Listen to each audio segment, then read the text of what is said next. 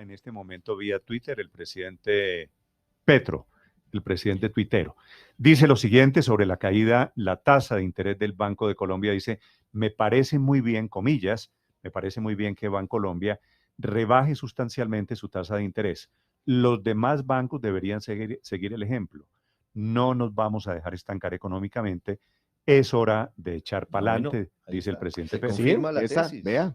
Ahí Sí, tal cual. El presidente durante el fin de semana pidió a los bancos que disminuyeran su margen de intermediación. Seguramente Bancolombia está copiando algo de ese mensaje del gobierno nacional. Ahora el presidente les pide a los demás bancos que hagan lo mismo, pero no sé, Néstor, al final qué efectos tenga esto sobre la inflación, porque pues esto podría reactivar mucho el consumo, ¿no? Y el Banco de la República, de otro lado, lo que está intentando es, subiendo tasas de interés, atajarlo, ¿no? Atajar mucho ese consumo para de esa forma controlar algo en los precios, controlar la demanda y controlar la inflación. Pero así no lo anuncia el presidente Petro, Néstor, seguramente los otros bancos van a reaccionar ya con este anuncio de Bancolombia. Es un mercado, es una competencia, y si uno está bajando la tasa de interés del 46 al 25% para tarjetas de crédito, muy seguramente otros bancos van a reaccionar en esa misma línea. Estás escuchando Blue Radio. ¿Has pensado dónde estarías este 2023 si hubieras invertido tiempo en aprender inglés? En Open English queremos ayudarte a priorizar tu meta de ser bilingüe. Quiero que aproveches una oferta especial en tu curso y logres por fin hablar inglés fluido. Sal de tu zona de confort y haz que este año sea tu año. Inscríbete hoy en openenglish.com. Oferta válida.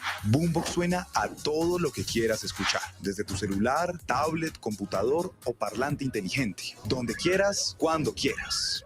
Llegó Boombox Podcast, un mundo por escuchar. ¿Qué te suena hoy? Encuéntranos en boombox.com o en tu plataforma de audio favorita. Boombox. Bienvenidos, muy buenos días, 6 de la madrugada, 40 segundos. En Blue le ponemos cara a la radio, a las noticias. A propósito de los tuits del presidente Petro, Felipe está poniendo uno hace algunos segundos sobre los 33 años que se están cumpliendo hoy del proceso con el M-19. Hoy hace 33 años se firmó la paz entre el gobierno colombiano y el M-19. Esto fue terminando el gobierno de Virgilio Barco, ¿verdad? Esto fue, sí señor, esto fue el 9 de marzo de 1990 que entregaron las armas en Caloto, Cauca, siendo en ese momento el comisionado de paz el doctor Rafael Pardo. Entonces, y oiga después, lo que escribe Petro, Felipe, oiga lo que escribe Petro sobre este aniversario, a modo de celebración, por supuesto. Dice Petro, hoy se cumplen 33 años de sembrar la paz en Colombia. Aún la paz sigue siendo revolucionaria, algo extraño, como si fuera inalcanzable. La paz será inalcanzable hasta que la misma sociedad quiera. Pizarro no está, y pone un par de fotos. Pizarro no está, fue asesinado, y Rafael Pardo está enfermo, pero la paz es posible. Tengo entendido, Felipe, que el doctor Pardo ya está bastante mejor, ¿no?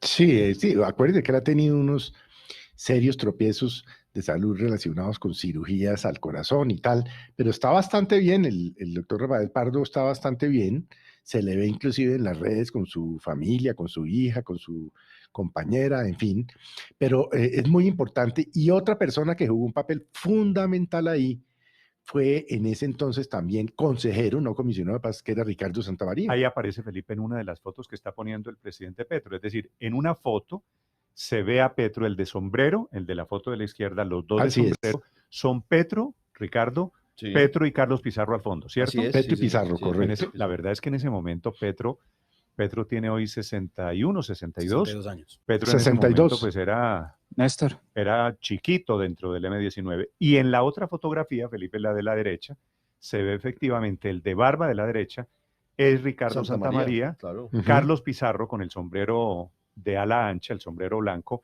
y al lado derecho de Carlos Pizarro está Rafael Pardo. Claro. Rafael Pardo. Néstor, y el presidente seguramente está utilizando... Daniel, unas semanas después, el propio Pizarro se trasladó a la Casa de Nariño, en donde en el Salón Protocolario firmó el acuerdo definitivo con el presidente Barco. Sí, y unos meses después fue asesinado. Esa firma de paz fue histórica y efectivamente Pizarro murió en la campaña y seguramente fue meses después. Claro. Y Néstor, claro. Este fue un proceso de paz exitoso, que tuvo método, que tuvo planeación Y si el presidente está en este momento celebrando los 33 años de ese aniversario, debería entender también que la negociación que está haciendo hoy debería también tener lo mismo que tuvo con el grupo al cual perteneció. Esa es una cosa Orden, paradójica, método, Daniel, rigor, etcétera, que no está teniendo hoy. Petro en ese momento estaba en una mesa en la negociación. Petro estaba del lado, Claro. en ese momento fue indulto y amnistía para la gente del M-19. Y Hoy, esto de alguna manera, Néstor, se logró, tristemente, se logró por cuenta y riesgo de la toma del Palacio de Justicia en el año 85. Sí, Porque es que acuérdense que todo ese proceso empezó con el gobierno de Betancourt. Ellos hicieron un acuerdo, el M-19, me estoy refiriendo, el M-19 hizo un acuerdo. Posteriormente sintieron que los había traicionado el presidente Betancourt y eso pues acabó en lo que ya todos conocemos, en el holocausto del Palacio de Justicia. Pero eso dio origen de alguna manera a que 4 años después, casi 4 años después, se pudiera firmar este acuerdo definitivo con el M-19. El M-19 termina al final reconociendo que fue un error monumental e histórico la toma del Palacio de Justicia, y las cosas terminan en que 4 o 5 años después firman un acuerdo de paz. Y el error de las guerrillas, Néstor, ha sido hoy que estamos... tienen, Andrés, un momento, que tienen la misma legitimidad que tuvieron en su momento el M-19 para transformar el país, para impulsar cambios como fue la constituyente. Y las FARC lo que vivió fue el rechazo contundente de la ciudadanía, lo mismo que estará recibiendo seguramente el ELN cuando termine su proceso de negociación. La verdad es que había Néstor, en ese momento, Andrés, una gran diferencia entre la imagen del M-19. Pizarro era un gran jefe de mercadeo del M-19, se había vendido el M-19 como si fueran una especie de Robin Hood. Un líder carismático, además. Sí, él muy carismático. Claro. Pero la verdad es que entre el M-19 y las FARC tampoco había gran diferencia. Es decir, bueno, el M-19 llegó a cometer también atrocidades. Lo que pasa es que el M-19 nunca tuvo las dimensiones numéricas que tuvo las FARC, ni la presencia territorial que tuvieron las FARC. Pero mire, Néstor, hoy que estamos en día de recomendaciones bibliográficas, sobre esto hay un libro excelente, que es 9 de marzo de 1990 de Rafael Pardo, que es exactamente la historia de este proceso. Y cuando uno lee ese libro, que yo se lo recomiendo a todo el mundo, es un libro muy corto y es un libro absolutamente extraordinario, además lleno de anécdotas reveladoras, uno se da cuenta de que este fue un proceso diseñado muy cuidadosamente y que iba avanzando gradualmente, las concesiones se iban haciendo a medida que el proceso iba avanzando y el proceso descansaba sobre una estrategia y no simplemente sobre una presunción de buena voluntad. En ese sentido fue un proceso difícil y que tomó un tiempo, pero que finalmente llegó a muy buen puerto. Y recuerde cosas como que, por ejemplo, en un determinado momento el M-19 se concentró allí en Santo Domingo, Cauca. Allí se hicieron los diálogos. Es decir, las cosas fueron y el cese al fuego y la entrega de armas, todo fue parte de un proceso en el que gradualmente se dieron las cosas. Yo entiendo al presidente Petro en su afán por buscar la paz de este país, porque es lo que todos queremos, pero un poquito de pronto recordar cómo sale de bien un proceso bien diseñado, sí, pero también, a raíz de la efemérides de hoy, puede ser Andrés, buena ocasión. Es que en ese momento el proceso del M-19 salió bien porque no se exigían una cantidad de cosas que ya no se aceptan hoy. El M-19 estaba ligado con el narcotráfico, pues claro que sí. El M-19 cometió delitos de lesa humanidad, pues claro que sí. El Estatuto de Roma en ese momento. Pero bastante menos involucrado con el narcotráfico que lo que pasó después con las FARC. La verdad es que el M-19, digamos que no tuvo un proceso. El Palacio de Justicia patrocinado por Pablo Escobar. No tuvo un proceso de degradación, digamos, el conflicto con el M-19 tan fuerte como lo tuvo las FARC. Pero yo creo que la verdadera diferencia, y me parece que en el libro que menciona Andrés está bastante bien relatado en el libro de Rafael Pardo, yo creo que hay un elemento que es muy importante, y es que el M-19 había tomado la decisión de dejar las armas cuando se sentó a conversar con el gobierno, y de lo que se trataba era de discutir las condiciones en las que eso iba a ocurrir.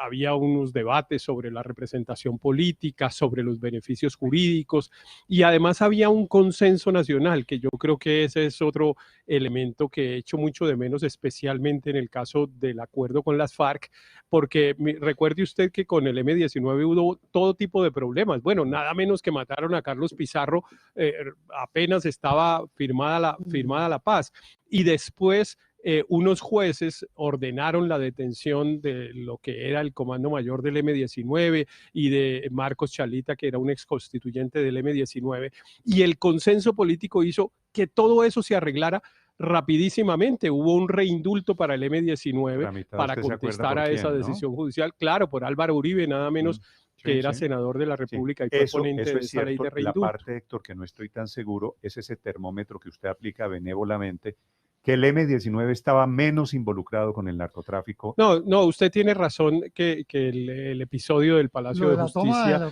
pues es evidente un episodio que, bueno, pues fue absolutamente detestable y justificado, pero además tuvo participación del narcotráfico. El M-19 se mercadeó bien, y el M-19 se robaba un día un camión de leche y se lo daba a los pobres y se presentaba por eso como el Robin Hood.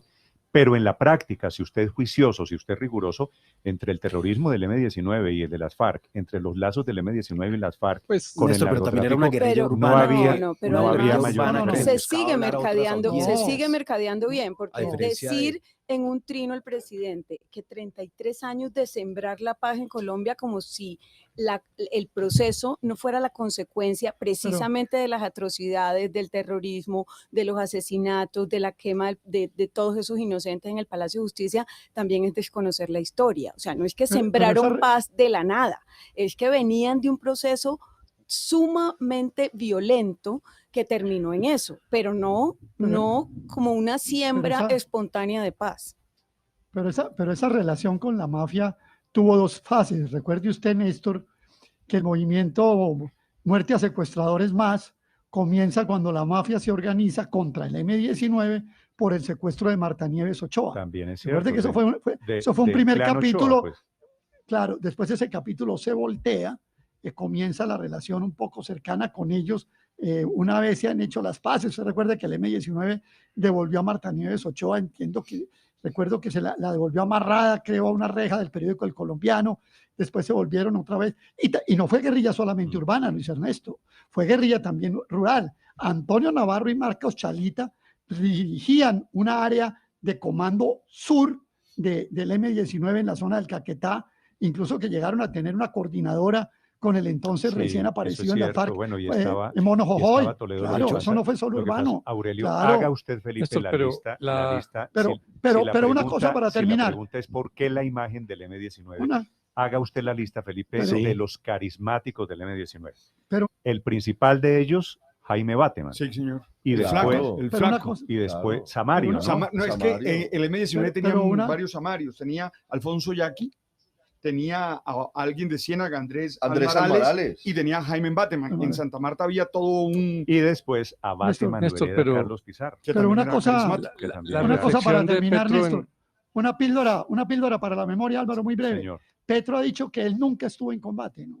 Eso también es bueno decirlo cuando habla Petro. En el libro de él y todo, dice, no, yo era del M-19, yo estaba haciendo un barrio, el Simón Bolívar en Zipaquirá, y en fin, y la cosa. Y yo nunca estuve en combate, dice Petro. Ahí pone el presidente una imagen, la de esta mañana, al lado de Pizarro. Me preguntan oyentes si Petro firmó la paz. Claro que se sometió al proceso de paz, pero no era de la cúpula del M-19. El presidente Petro no tenía en ese momento un cargo. Pero la reflexión que hace en el tuit es válida, Néstor. No era de la cúpula del M-19 en ese momento. Álvaro, señor.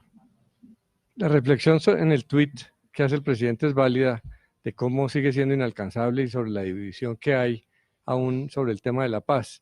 Y veía en redes muchos comentarios de rechazo, que era el colmo que el presidente celebrara eso, que descarado. Y se pregunta uno por qué un ex M-19 está hoy en el poder.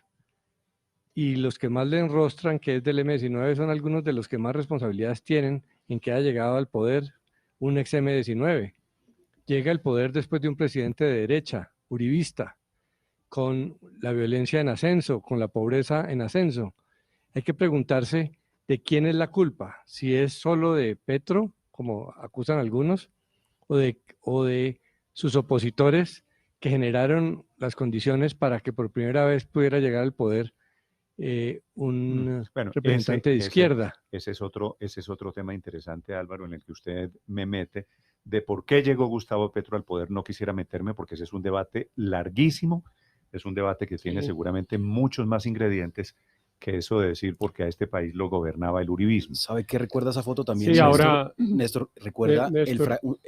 el fracaso también de las FARC, que habían podido entrar a ese proceso de paz, ahorita lo mencionó Aurelio, con la coordinadora, tenían muchas oportunidades, pero esperaron otros 26 años de sangre, 26 años de más tragedias, de más víctimas, más desplazamiento, y que terminaron justamente en la deslegitimación absoluta de ese proceso. Eso es cierto. Después se hizo un esfuerzo enorme, un año después, para que las FARC entraran a la Asamblea Nacional Constituyente, que era sin duda una excelente pista de aterrizaje, pero pedían la mitad de la Constituyente. O sea, la condición que puso las FARC para entrar a ese proceso era que ellos fueran la mitad de los miembros del organismo que iba a redactar la nueva Constitución. Pero Néstor, yo creo, a propósito del triunfo del presidente, que sí hay que reconocerle a quienes ingresaron al proceso de paz, que fueron prácticamente todos los miembros del M-19, hubo unos muy poquitos disidentes que se devolvieron a las FARC, porque la mayoría de ellos habían iniciado su proceso en las FARC, que han verdaderamente cumplido, digamos, y que han sido pues fieles a aquello que prometieron en ese momento y han sido respetuosos del sistema democrático. No tengo ninguna duda de eso. El principal aclaración de los cuales, Héctor, Antonio Navarro, ¿no? Claro, Antonio Navarro, que además fue quien comandó la decisión que era muy dura para el M-19 de qué hacer después del asesinato de Carlos Pizarro, de dar por terminado el proceso o seguir adelante, y él dijo, nada, tenemos que seguir adelante. Pero me parece que es importante una aclaración, o mejor, una corrección al trino del presidente. Dice Rafael Pardo está enfermo. Rafael Pardo está divinamente. Yo he estado con él, tengo la fortuna de tener la amistad personal el presidente de él. Petro, ya lo dije. Estuve con él en el Carnaval de Barranquilla. Rafael, por fortuna, está divinamente. De hecho, Rafael Pardo está también trinando, está tuiteando esta mañana a modo de celebración, dice él, es bueno recordar que este 9 de marzo se cumplen 33 años de la paz firmada por el M-19. Escribe sobre el mismo tema Antonio Navarro Wolf, que ha sido el tutor, una especie de gran autoridad, de gran faro en el M-19. Fue parte de la Asamblea Constituyente recién desmovilizado del M-19, y Rafael Pardo escribe, Antonio Navarro, quiero decir, escribe, hace 33 años Virgilio Barco por el Estado y Carlos Pizarro y Antonio Navarro por el M-19 firmaron el primer acuerdo de paz de las Américas. Esto es cierto, Felipe, ¿no? Usted estaba en ese acto.